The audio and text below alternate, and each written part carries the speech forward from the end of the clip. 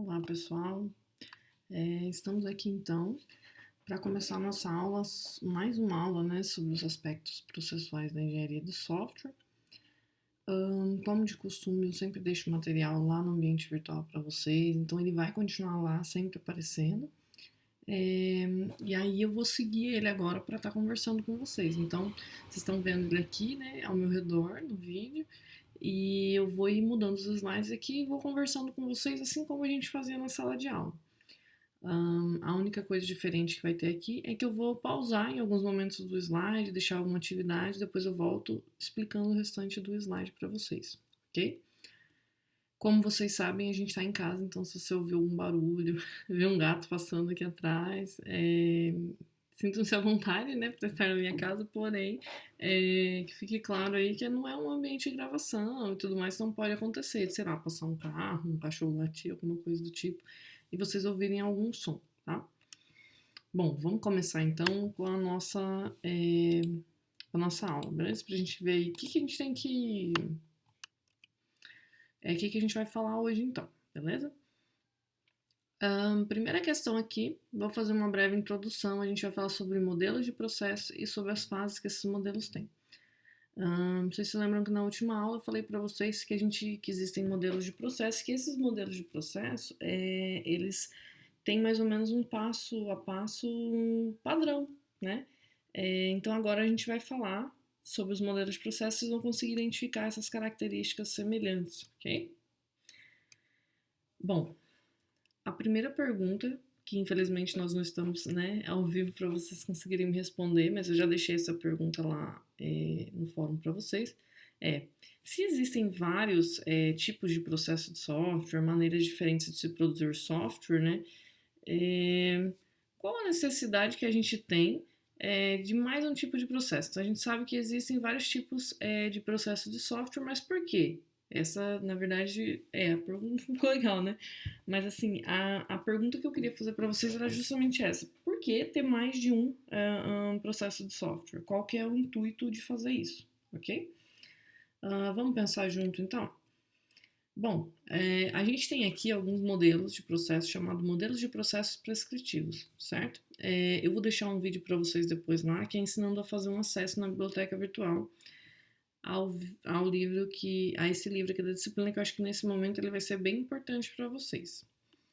Bom, quais são os modelos de processo prescritivos? O que é prescritivo? São os básicos, são a origem de tudo que a gente tem hoje. Tudo que a gente tem hoje foi montado aí com base nesses modelos de processo. Cascata, incremental, evolucionário e concorrente. Lembra que a gente falou na última aula que o processo para fazer um software de avião, né? Lembra que a gente falou? Então, eu estou fazendo um software que automatiza algum processo dentro de um avião, ou que controla o tráfego aéreo. É diferente do que fazer um site, porque tem algumas fases que você vai ter que ter mais atenção do que como se fosse fazer um site de venda, qualquer coisa do tipo. Então, essa é a resposta para a minha pergunta anterior. Por que existe mais de um tipo de modelo de processo? Porque existem softwares diferentes, existem necessidades de software diferentes e problemas que a gente está resolvendo que são totalmente diferentes. Então, é muito importante a gente entender que, sim, é necessário ter mais de um tipo de modelo de processo, ok? Bom, existem muitos processos de software, né? Mas todos eles vão possuir 4 passos essenciais, que é o que eu tentei trabalhar com vocês na nossa última aula. Quais são esses 4 passos essenciais? Especificação de software. Então, definir as funcionalidades e as restrições do funcionamento de um software, beleza? O que é essa especificação, professor? É quando você define o que o meu software vai fazer, o que ele não vai fazer, certo? Então é quando você dá uma carinha para ele, fala, olha, eu vou fazer um software que faz isso, isso e isso. O que ele precisa fazer e o que ele não precisa fazer. Então é isso aí. Especificação, ok? Especificação é o momento em que você faz isso de maneira formal, tá? Então é o momento em que você registra de maneira formal como o seu software vai ser. que é aquela questão do contrato, que a gente até comentou, acho que teve um aluno, né, na sala de aula que comentou, falou, o bom é fazer contrato. Então, a especificação é um documento, a gente vai aprender a fazer esse documento, vou mostrar as seções dele para vocês, e aí a especificação, então, é onde você define o que o seu software faz, o que ele não faz, isso até para você se proteger no sentido de como desenvolvedor, para a pessoa não ir jogando coisas que você tem que fazer e acabar não compensando, né, financeiramente uma proposta de desenvolvimento que você fez para o seu software. E também serve como segurança para o teu cliente, né? Não é só para você. Então, por que serve como segurança para o teu cliente? Porque ele, às vezes, comprou um software e não entendeu tudo que vinha. Enfim, ele deveria ter entendido. Porém, ele tem um papel dizendo o que o software tem que fazer, para ele saber quando que, de fato, você entregou o produto total para ele, né? Então, ele precisa entender isso. Então, esse é um passo, especificação de software. Projeto e implementação. Fizemos projetos, vocês lembram que a gente modelou, né, o nosso problema em sala de aula.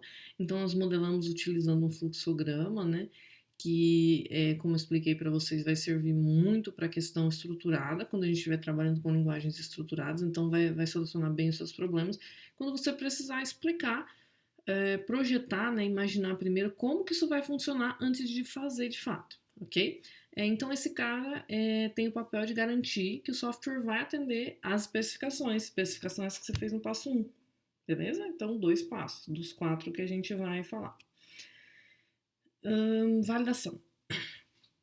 Tudo bem, eu defini o que o software tem que fazer, eu projetei e eu fiz, porque daí ali está no passo 2 de implementação, que é a parte de colocar a linguagem de programação, fazer o botãozinho ter uma reação, aquela coisa toda, né? Validação de software. Então, eu preciso garantir que eu fiz o que tinha que ser feito. Como que eu faço isso? Então, existe técnica, existe um passo para fazer isso, e esse passo de validar o software, ele vai estar sempre incluso em todos os processos. Então, o Pressman, né, que é um dos livros que eu me baseei, e o Somerville, descrevem esse passo como um dos passos essenciais em todos os processos de software. 4. Evolução do software. Então, lembra que a gente já discutiu bastante sobre isso? Porque alguns softwares que a gente conhecia como redes sociais, como Orkut, não sobreviveram a uma certa mudança e tal. Então, tá aí, né? O software precisa evoluir, ele precisa atender às mudanças para atender os clientes. Por exemplo, agora eu quero fazer algo a mais aqui com esse aplicativo. Ou, por exemplo, agora vocês viram uma mudança bem interessante que aconteceu no iFood.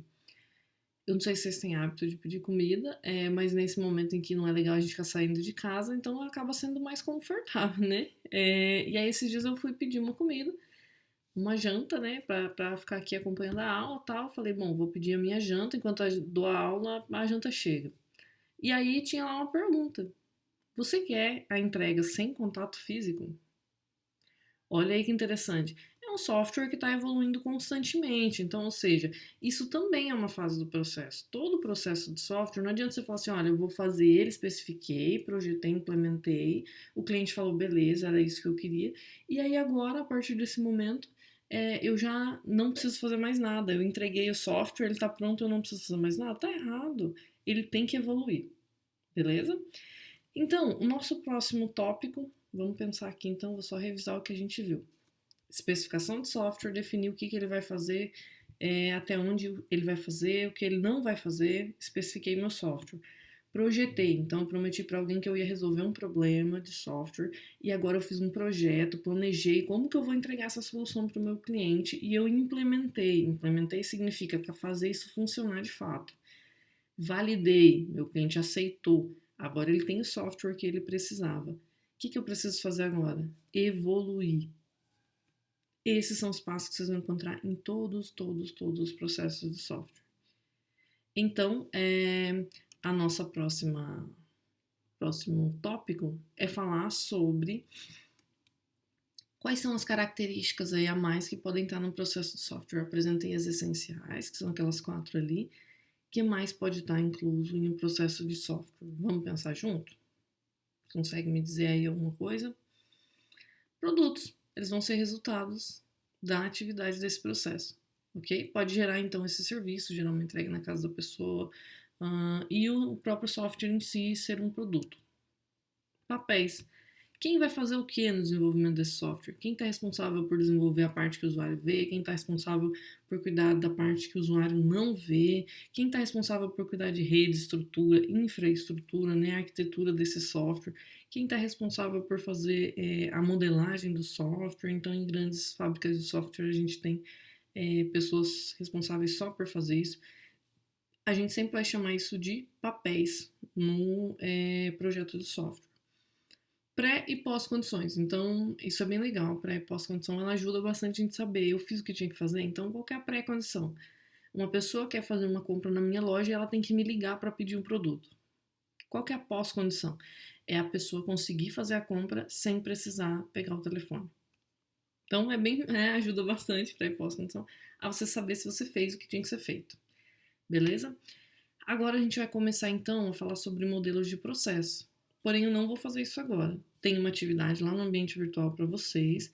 Então, a minha recomendação é assista esse vídeo aqui, vai lá fazer a atividade, vamos falar sobre essa atividade lá no fórum e depois você vai assistir o vídeo sobre modelos de processo, ok? Até mais!